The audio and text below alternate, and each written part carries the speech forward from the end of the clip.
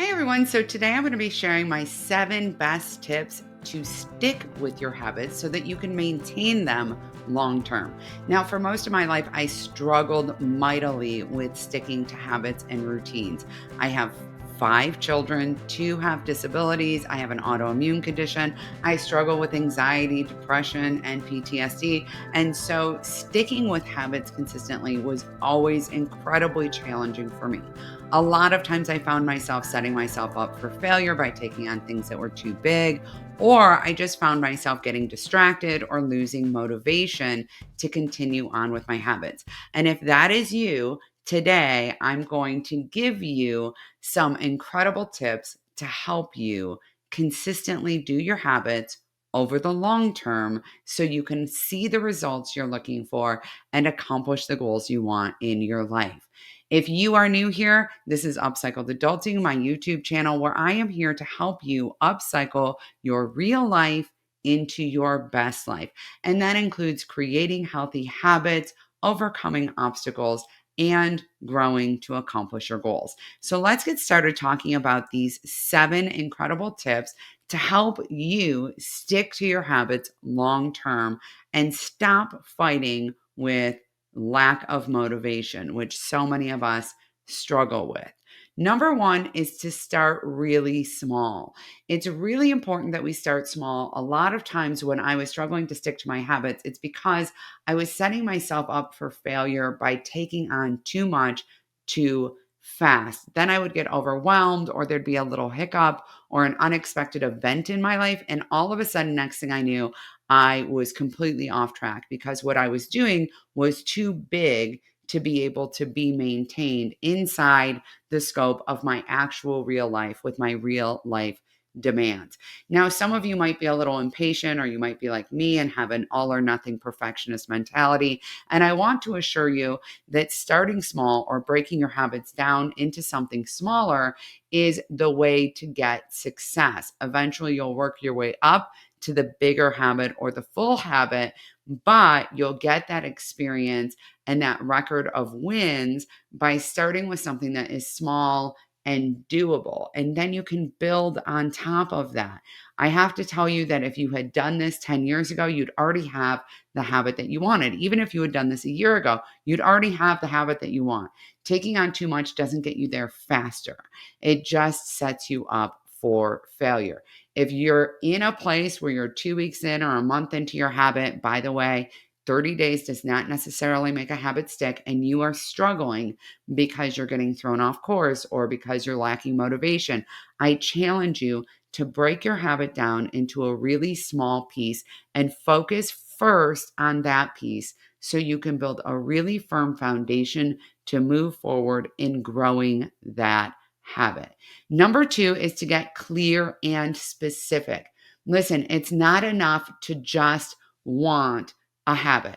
You have to get really clear about when you'll do it, how you'll do it, what you'll be doing, and get that into a schedule in your life. It's really important that you know exactly what's happening. It's not enough to say, I'm going to work out every day if you have no plan for what the workout will be or when you will be doing it. It's really important. Again, we're going to start really small, even if that's just getting your workout clothes on and your shoes on. We're going to start really small, but then we're going to schedule it in. We're going to put it somewhere in our life where it makes sense and where we can actually do it. And we're going to understand how that works. Now, one of the things that can be really helpful here is to get clear and specific about where you're starting, meaning, I'm just going to walk to the end of the block and back. That's where I'm starting. I'm just going to declutter this one shelf in my linen closet. That's where I'm starting.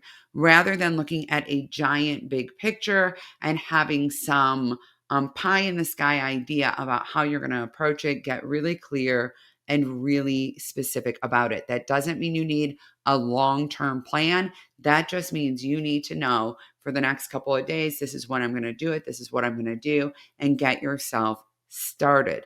Don't get too overwhelmed with, by the end of this month, I'm going to have this whole room decluttered. Because remember, we're always going to be focusing on small steps. Number three is to use reminders. So once you know when you're going to do your habit and how you're going to do it, you want to set up a reminder system. A lot of times I find that alarms work really well for me. I use the Routinely app so that I can set custom alarms for every day rather than being stuck with I always do this habit at 10 a.m. because let's be honest, my days change. I have work days and weekends and things change. But set reminders for yourself and remind yourself of your why. Remind yourself of what your purpose is. Now, do not do this in a shameful way. I used to stick pictures of like supermodels on my refrigerator. That is not going to motivate you. I don't know if y'all are aware of this, but I'm 5'4" and I'm not going to become 5'10" because I watch what I'm eating and I exercise. I'm not going to look like that. But having reminders that are, for example, inspirational quotes is really helpful for me. Maybe having a visual reminder of, I want to wear that outfit and rock it, or I want to, whatever that thing looks like. I am doing this because I want to be healthy for my family. So I put a picture of my family up to remind myself in my gym, the reason why I'm here doing this is so that I can be strong enough to play with my grandkids. Or I put a picture of Rome up because I want to be healthy enough to travel, things like that. So use reminders of your why and set reminders in your phone, in alarms, things like that, or use the Routinely app to set custom reminders that will repeat every week so you don't have to keep setting them up. Number 4 is stack them. Now, there are two ways actually to stack habits. One is to stack your habits with a habit that's already established and really, really simple and easy to do. Do not stack habits on top of habits that are not well established or are really huge and overwhelming. That is like the poltergeist pile of habits where it's all going to just topple down in a hot second. We want to stack our habits with things that are really simple and things that are preferably associated with the habit we're creating. Meaning, once we start putting on our shoes and our workout clothes, the next thing we would stack on there is going for that walk to the end of the street. Then the next thing we would stack on there is maybe a longer walk or maybe lifting weights, whatever that looks like for you. In addition, you might be stacking getting your workout clothes on with getting out of bed, or you might be stacking it with brushing your teeth, something you already do every single day that's really, really simple to attach that entry point to your habit into. The other way to stack habits is to pair them with things that you really love doing. If you love listening to audiobooks, for example, do that while you're going for a walk. If you love listening to podcasts, do that while you're decluttering your closet. Set that time up so that you get to do something you really enjoy and look forward to at the same time as you're doing that habit. The other way to approach this is if you are like my sisters and you struggle to focus on the audio book and the decluttering and you find that really distracting and overwhelming, then make sure that you stack a nice reward or treat, something you look forward to right after your habit. So, really, what we're talking about in stacking is what do you have at the beginning of your habit? What do you have that you're doing during your habit? And what do you have at the end of your habit? And how can you create a stack that keeps you engaged in doing your habit and committed to it? Number 5 is to get support. Oh my. And I don't mean get support as in get somebody who will, get on you if you're not doing it, who will tell you that you need to make it happen. Most of us actually do gravitate toward that drill sergeant type accountability. The reason why we do that is because we've conditioned ourselves that we need punishment to move. But in reality, many psychological studies have been done that show that we are much more motivated as humans by validation and encouragement and praise. Those things actually work far better than any kind of negative consequences or punishment. And to be honest, most of us punish ourselves enough.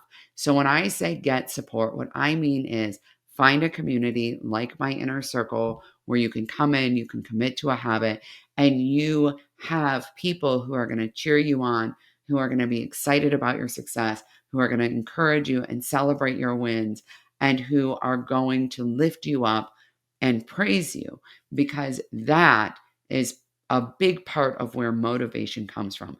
And being able to get into a space where you can openly brag about yourself and you can openly share your success and your progress. And you know that you are going to have people there who won't be comparing themselves or judging you or jealous or telling you you should just add more, etc. You're going to have people there who are going to love on you and tell you what a great job you're doing really matters.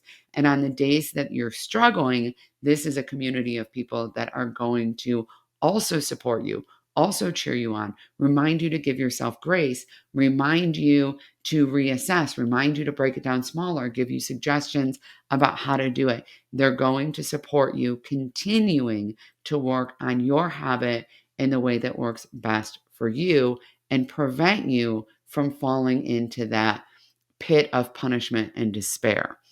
Number 6 is get curious.